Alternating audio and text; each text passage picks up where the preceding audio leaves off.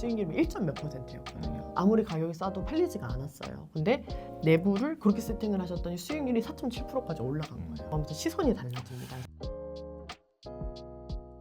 안녕하세요, 빌딩부부입니다. 이제 이런 질문을 받았어요. 건물을 비싸게 팔 수 있는 방법이 뭐가 있을까요? 그런 질문을 많이 듣습니다. 조금 전략적으로 내가 매각하기 위해서 좀 방법이 있겠느냐. 되게 당연한 답변일 수도 있지만 어쨌든 그거에 대한 팁을 한번 저희가 연구해 봤습니다. 먼저 말씀해 보세요. 우선은 첫 번째는 건물의 가치가 좀 높이려면 어쩔 수 없이 좀 비용이 들어갑니다. 지금 시장의 시세가 다른 옆 건물은 500만 원 받는데 내 건물은 예전부터 있던 임차인이랑 200만 원이다. 이런 경우가 되게 많습니다. 그럴 때는 힘드시겠지만 명도를 하셔야 됩니다. 임차인들이랑 협의를 하셔가지고 명도를 하고 그러고 나서 명도한 상태로 파시거나 두 번째 명도 된 김에 내가 건물을 좀 손봐야겠다. 외관이나 내부를 조금 손보고 엘리베이터가 없으면 엘리베이터를 좀 집어넣고 그렇게 가치 상승을 좀 시켰을 때 매각이 될 확률이 높죠. 그 다음에 물어보시는 건 그러면 내가 신축을 할까? 리모델링을 할까요? 라고 물어보시면 딱 기준은 그거예요. 지금 건물에 엘리베이터 넣을 자리가 있고 용적률이 지금 종 대비해서 높거나 비슷할 때 그때는 신축을 하실 필요가 없고 예를 들어 용도의 용적률이 지금 너무 현저히 낮다. 그러면 신축을 하시는 게 맞습니다. 근데 이거는 공사비가 투여된다는 부분에서 약간 현실적으로 불가능한 이야기일 수도 있겠죠. 그러니까 옛날에 전통적으로 우리 건물에 지금 공실이 생겼으니까 인근 로컬 부동산이나 어떤 임대만 전문적으로 하는 법인 회사에다가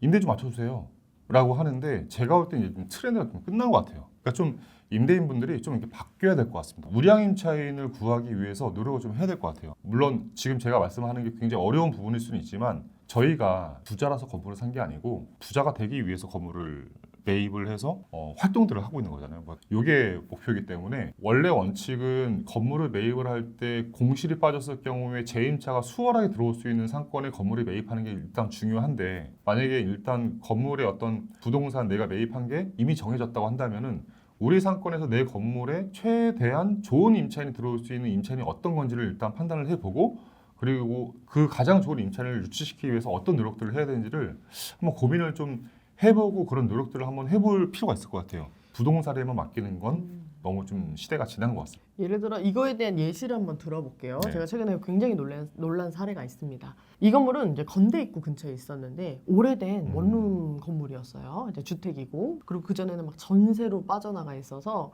매가는 20억대 초반이었는데 거의 전세 비율이 10몇 억이 잡혀 있었어요. 근데 당연히 시장에서 인기가 없는 매물이었죠. 그래서 그 매도자분이랑 저랑 고민을 정말 많이 했습니다. 그래서 정말 너무 팔아드리고 싶은데 참 시장의 수요가 원치 않는 수요의 건물이었습니다. 라고 하고 시간이 몇 개월 지났어요. 그러고 나서 전화가 오셨습니다. 건물에 대한 손을 전혀 보지 않으셨고 외관이나 내부나 이런 공사는 하지 않으셨는데 어떻게 하셨냐면 건대 입구 근처에 있지 않습니까? 그러니까 방이 15개인가 그랬는데 그중에 다 전세로 막 15억 이렇게 잡혀있던 전세 비율을 조금씩 줄여나가신 거예요. 이제 임차인들이 나간다 그러면 그래요 하면서 빌려서라도 보증금을 내주고 나가게 한 다음에 내부의 방들을 직접 뭐 인테리어도 아니에요. 침대나 이불 잠깐이라도 머물러서 갈 수 있게끔 그거를 세팅을 하신 거예요. 최저 비용으로. 그래서 깔끔하게 방을 꾸며놓고 주택인 상태니까 이분이 원룸이라 에어비앤비 이런 건 안 되니까 그냥 6개월 단위로 단기 임대로 임차를 맞추셨는데 수익이 어떻게 변했냐면 그냥 전세 15억 이렇게 잡혔던 게 지금은 전세비율이 3억 5천 이렇게 4억 미만으로 줄어들고 나머지에서 거의 700이 넘게 임대료가 나오게 수익이 나오게 했는데 건대 입구니까 이분이 타겟을 잘 잡으신 거죠. 단기 임대 수요가 굉장히 많았던 거예요.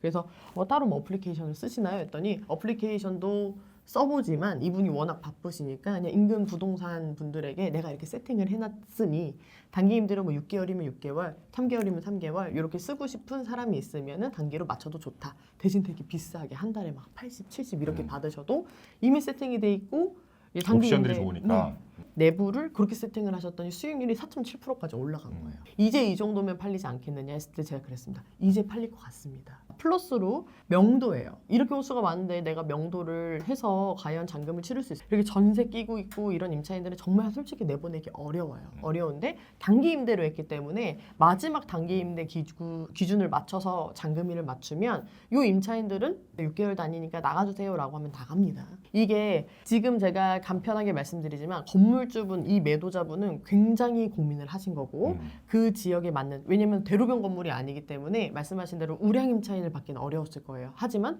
우량 임차인급으로 이 지역에 맞게 타겟팅을 해서 조금의 세팅력, 조금의 비용만 투자해서 이렇게 수익률을 맞춰 놓으시고 파시면 그 전에 전세 막 1억 5천 껴있을 때 수익률이 1점 몇 %였거든요. 아무리 가격이 싸도 팔리지가 않았어요. 근데 수익이 나오는 20억대 건대 입구 물건이라고 하면서 시선이 달라집니다. 그래서 이런 노력들 이분도 하실 정도면, 이분 다 직장인이시고 엄청 바쁘신데 이렇게 하실 정도면 여러분들도 하실 수 있습니다. 근데 이런 분들도 있을 수 있어. 내 건물은 건대가 아니야. 뭐 그렇게 바꿀 수 있는 상태가 아니야. 라고 한다면은 냉정하게 판단을 하셔야죠. 이거를 빨리 저렴하게 매각을 하고 상급지로 갈아타서 좀 디딤돌이 될 수 있는 뭔가 스텝을 좀 한 단계 업그레이드 해야겠다라고 하든가.